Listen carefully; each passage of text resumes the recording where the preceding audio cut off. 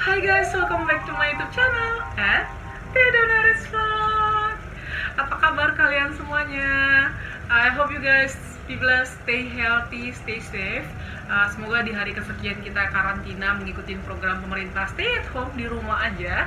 Semoga kita baik-baik aja, sehat selalu dan selalu dalam perlindungan Tuhan yang sempurna. I hope you guys selalu mendukung kegiatan pemerintah untuk stay at home supaya badai cepat berlalu dan nggak menyebar kemana-mana. Kalaupun harus keluar, kalaupun harus kerja, stay safe, stay healthy, pakai masker, rajin-rajin cuci tangan, bawa desinfektan,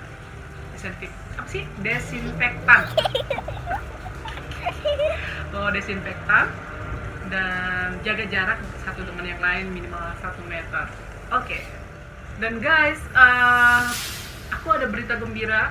Hari ini aku akan membuka kolom-kolom di setiap video yang aku punya untuk kalian yang punya sesuatu untuk diceritakan, tapi kalian nggak tahu mau cerita ke siapa, atau mungkin kalian punya hal-hal yang pengen didiskusikan apa aja tentang masalah keluarga, atau masalah persahabatan, atau masalah hati, masalah tentang pacaran, atau apapun itu. Kalau kalian pengen punya seseorang yang bisa mendengarkan, aku membuka kolom-kolom di setiap video yang aku post di YouTube channel aku, apapun itu. Kalian tinggal subscribe, like, dan komen aja di setiap video. Nanti aku akan baca. Atau mungkin kalian pengen didoakan, well mungkin kita nggak seagama atau apapun itu, but you know what, kita punya Tuhan yang esa. Tuhan kita itu esa, Tuhan kita itu satu. So apapun itu, kita nggak terpisah oleh agama. Kita itu satu, kita itu Indonesia, kita itu satu. So don't worry guys, apapun agama kalian, you are welcome. Kalau kalian butuh didoakan, atau kalian terbeban berat akan sesuatu yang kalian nggak tahu mau cerita ke siapa lagi, you know what, satu hal yang bisa kita lakukan adalah kita cuma bisa berdoa dan memasrahkannya semua ke kehendaknya Tuhan. Kalau Tuhan berkehendak, maka terjadilah itu di dalam kehidupannya kita. Isn't it right? So you guys are welcome. Kalau mau cerita di komen setiap video di YouTube aku, atau DM ke Instagram aku @dedonares. Gitu aja guys, thank you very much. Hari ini kita akan bahas tentang sisi mengejutkan dari seorang YNFJ. Well, nggak begitu mengejutkan karena kita semua kemarin udah pada komen, udah pada tahu, udah pada baca, dan udah pada searching informasinya. Jadi ini nggak begitu mengejutkan sebenarnya buat kita, karena kita udah pasti tahu. Lagi mungkin buat extrovert yang nonton video ini, mungkin kalian punya teman yang sifatnya kayak gini, kalian harap maklum aja ya. Biar nggak terjadi konflik. Jadi stay tune. Video kali ini disponsori oleh Introvert Dear, karena dia itu sangat detail tentang introvert. Dan aku sangat suka semua hal yang dia tulis di websitenya dia. So kali ini aku share 6 sisi mengejutkan dari seorang introvert dari artikel yang dia tulis. Hal pertama yang mengejutkan, sisi mengejutkan dari seorang INFJ adalah keras kepala. Kalian berasa nggak sih kalau introvert itu keras kepala? INFJ itu kayak kalau udah hal prinsipal yang dia yakini, atau ada rencana yang kita bikin, misalnya kayak oke, hari ini aku mau ngelakuin ini, terus at the end of the day kita nggak ngelakuin itu, malah ngelakuin hal lain. Pernah nggak sih kalian ngerasa kayak oh my god, kecewa banget sama diri sendiri karena kita nggak melakukan hal yang udah kita rencanakan hari ini? Kayak terlalu ngotot sama rencana kita, terlalu ngeyel sama apa yang udah kita pengen lakuin, atau hal-hal prinsipil yang nggak bisa diganggu gugat. Misalnya, jadi aku yang curhat nih. Jadi hal prinsipil banget yang aku pegang, yang nggak pernah bisa diganggu gugat adalah no sex before marriage. Sama siapapun aku bergaul, aku selalu bilang no sex before marriage. Karena well, aku harus bilang aku orang Kristen, dan aku sangat meyakini itu bahwa seks itu hanya untuk orang yang sudah dipersatukan Tuhan sebagai suami dan istri gitu loh. Jadi buat aku hal prinsipal itu aku akan keras kepala untuk hal yang satu ini. Mau secinta apapun sama tuh orang, mau kesengsem apapun sama tuh orang, aku nggak akan pernah berkompromi dengan hal yang satu ini. Intinya no sex before marriage. Itu hal prinsipil yang bakal aku keras kepala banget. Kalau kata orang dunia, lu kan udah berumur, lu kan udah begini, kenapa sih lu terlalu overthinking gitu loh. But that's my principle gitu loh. Itu hal yang sesuatu yang kebenaran yang aku pegang, yang gak akan bisa diganggu gugat dengan siapapun gitu loh. Itu hal prinsipil yang aku akan keras kepala. Kalau kalian pernah gak sih ada satu hal gak sih yang prinsipil banget di dalam hidup kalian, yang kalian akan keras kepala tentang hal itu, yang kalian akan stubborn, gak akan mau berkompromi dengan prinsip yang udah kalian punya? Kalau kalian punya, share di bawah, aku akan sangat senang sekali. Oke, that's it. Hal yang kedua, sisi mengejutkan dari seorang introvert adalah terlalu expect tinggi sama orang lain, high expectation. Kita itu, kalian setuju nggak sih? Kita itu terlalu, karena kita udah punya standar tinggi yang kita terapkan untuk diri kita sendiri, jadi kita cenderung mengharapkan orang lain punya standar yang sama dengan kita, which is kadang-kadang itu yang bikin kita jadi agak riweh, gara-gara kita pikir harusnya kan begini ya, harusnya kan begini. Saking kita ngeset standar yang terlalu tinggi, kita itu jadi kayak terlalu idealis, perfeksionis, ya nggak sih? Kita udah tahu banget. Yang ketiga, moody. Aduh, moody ini udah nggak usah diomongin lagi ya, kita itu emang moody banget ya. Siapa komennya yang kemarin tiba-tiba kayak dibilang jadi bipolar ya, karena moody banget, kayak bisa tiba-tiba bersemangat, tiba-tiba malas, tiba-tiba senang, atau tiba-tiba sensitif sama hal kecil, langsung moody. Aku nggak ngerti lagi. Tapi di kala-kala moody itu, di kala-kala lagi sensitif itu, hal yang aku butuhkan sebagai seorang INFJ adalah aku bisa diterima dengan kemudianku, dan kadang-kadang aku cuma butuh seseorang yang bisa mengerti aku dan datang untuk meluk aku, atau bilang it's okay to be moody, atau just give me some love gitu loh, give me some hug and some love, dan acceptance, penerimaan sih gitu. Itu sih. Oke, next, yang keempat, hal yang mengejutkan, sisi mengejutkan dari seorang INFJ itu adalah kadang dikira jadi kasar gara-gara kita itu ngomong terlalu honest, terlalu jujur. Karena sebenarnya kita nggak suka hal-hal yang bohong kan, kita nggak suka hal-hal yang bohong, kita nggak suka yang munafik, kita nggak suka yang terlalu banyak drama, kita nggak suka yang terlalu menjilat, muka dua. Karena sejujurnya aku nggak bisa muka dua gitu loh, mukaku itu terlalu jujur gitu loh. Kalau aku bete pasti kelihatan, kalau nggak suka pasti kelihatan, dan kalau aku lagi suka aku akan kelihatan. Aku nggak bisa kayak nggak suka tapi bilang suka, nggak.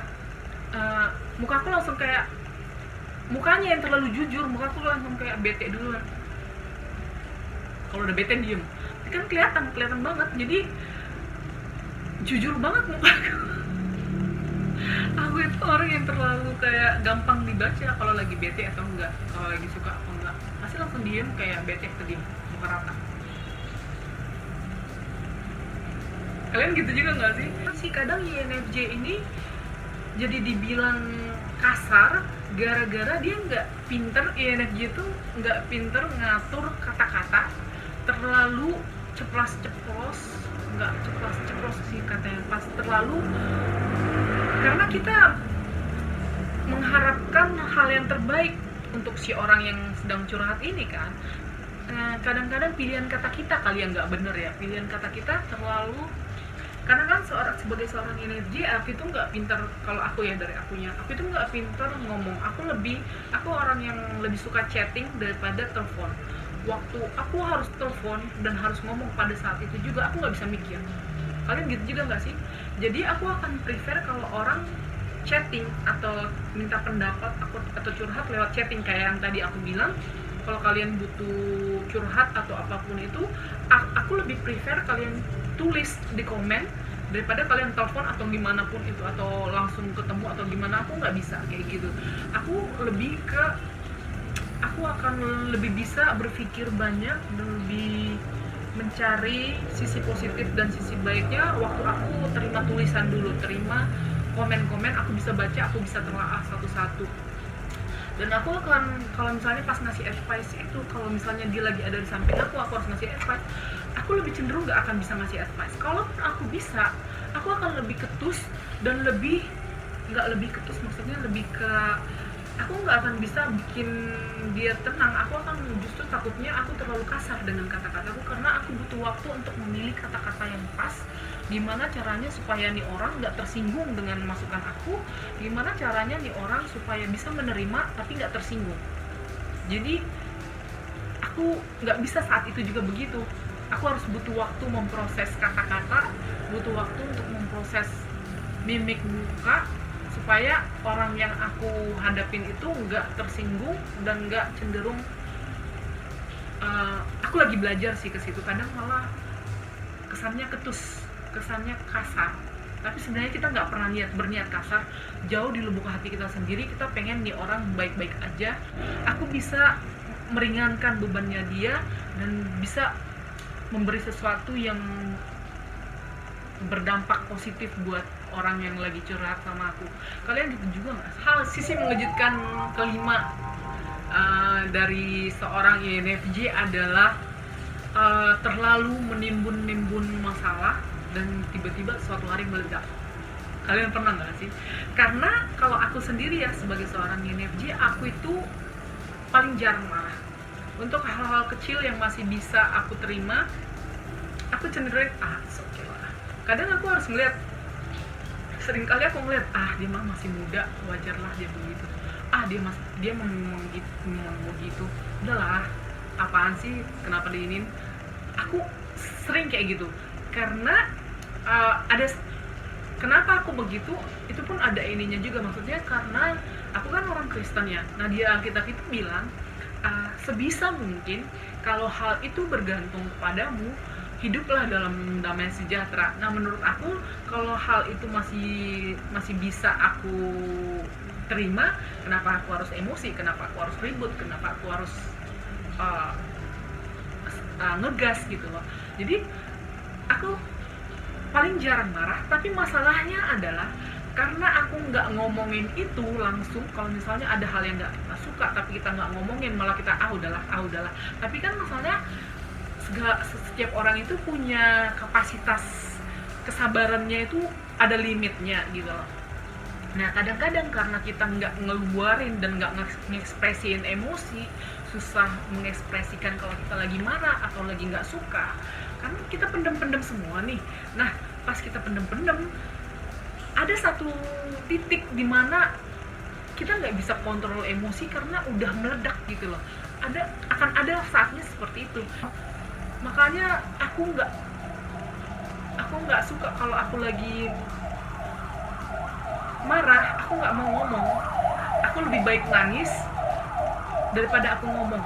Aku lebih baik diam daripada aku ngomong. Gara-gara aku takut kata-kataku kasar gitu loh. Karena tahu nggak sih prinsipnya, kalau misalnya kita mengeluarkan kata-kata kasar, itu ibarat kata-kata kasar kita itu kayak kita memaku di tembok itu. Nah, waktu kita cabut tuh kata-kata, kita minta maaf gitu loh. Oke, kita dimaafkan, tapi bekasnya itu ada. Kayak paku itu, even kita udah cabut tuh paku ini, waktu kita cabut tuh paku, kita cabut kata-kata kita dengan minta maaf, tapi bekasnya paku itu ada gitu loh. Jadi aku prefer, kalau aku marah, aku diem. Atau kalau aku marah, aku nangis. Daripada aku ngomong sesuatu yang kasar, dan itu melukain dia di sepanjang tahun. Nggak tahu sampai kapan aku bisa dimaafkan, dia jadi terluka. Dia jadi luka-luka batin yang bikin dia jadi trauma atau apa. Aku mending nggak. Aku lebih memilih, aku akan diem, nangis, dan aku akan healing diriku sendiri dulu. Butuh beberapa waktu untuk baru bisa ngomong lagi gitu. Kalian gitu juga nggak sih kalau marah? Nah, yang keenam adalah door slam itu. Kemarin ada komen, aku lupa kok namanya siapa, tapi ada tentang door slam. Nah, tiba-tiba nggak ngomongin orang, tiba-tiba nggak tiba-tiba memutus tali persahabatan dengan seseorang, tiba-tiba nggak mau ketemuan sama orang, tiba-tiba ngekat sama sekali persahabatan dengan seseorang, dengan sebelah pihak. Tapi ternyata menurut si introvert dir ini, INFJ itu melakukan hal ini bukan karena seenak jidatnya aja gitu loh. Jadi si door slam ini sebenarnya dilakukan seorang INFJ karena kita memutuskan untuk nggak mau tersakiti lagi atau nggak mau feeling in pain, merasakan painful lagi dari orang tertentu ini. Cuma kita nggak tahu cara ngungkapinnya gimana, karena kita kan orangnya nggak bisa ngungkapin rasa ya, nggak bisa. Kalau kita emosi diem gitu, jadi kita bukan orang yang gue nggak suka ya sama lu, lu itu terlalu begini ya, lu terlalu begini. Kita kan nggak bisa begitu kan. Kadang kita butuh effort yang luar biasa besar untuk begitu. Nah, kalaupun kita tiba-tiba udah berani kayak gitu, itu kayak kita tiba-tiba merasa bersalah. Lu terlalu kasar nggak ya? Lu terlalu kasar nggak ya tadi? Itu aku kalau udah kayak gitu, tiba-tiba aku pasti kepikiran nggak bisa tidur, sampai mikir kayak gini, aku kok jahat ya? Aku jahat banget nggak ya? Kok aku kasar ya? Kok bisa gitu sih? Aku pasti kayak gitu kalau udah tiba-tiba ngelakuin hal kayak gitu. Bukan nggak pernah, aku pernah, tapi aku akan kepikiran dan aku merasa nggak enak hati gitu loh. Makanya aku lebih belajar menghindari untuk terlalu ngegas sama orang. Aku takut aku kepikiran gitu loh, karena intinya pada dasarnya seorang INFJ itu nggak mau nyakitin orang kan, pengennya yang damai-damai aja, pengennya yang bisa berdamai dengan semua orang, yang aman-aman aja, yang damai sejahtera, ya nggak sih? Ya kan ya? Oke, that's it guys. Itu aja 6 sisi yang mengejutkan dari seorang INFJ. Dan buat kalian yang tahu hal-hal mengejutkan lain lagi dari seorang INFJ, bisa komen di bawah. Kalian bisa komen apa aja yang kalian tahu dan kalian searching. Itu akan menjadi masukan dan pembelajaran yang baik buat aku juga. Dan sekali lagi buat kalian semua yang butuh teman cerita atau teman sharing, mau sharing apapun aja tentang masalah keluarga, pasangan, pacaran, kerjaan, atau tentang masa depan atau apapun itu, kalian bisa DM aku di Instagram @dedonarets. Nanti aku akan baca. Dan kalau kalian mau didoakan juga, I'm really willing to pray for you guys. Jadi kalian bisa komen di setiap video-video yang aku punya, aku akan pasti bacain dan aku pasti doain kalian. Oke, itu aja. Stay at home, tetap di rumah, stay di rumah aja. Semoga kita semuanya aman dalam perlindungan Tuhan yang sempurna. Stay healthy, stay safe, dan God bless you guys.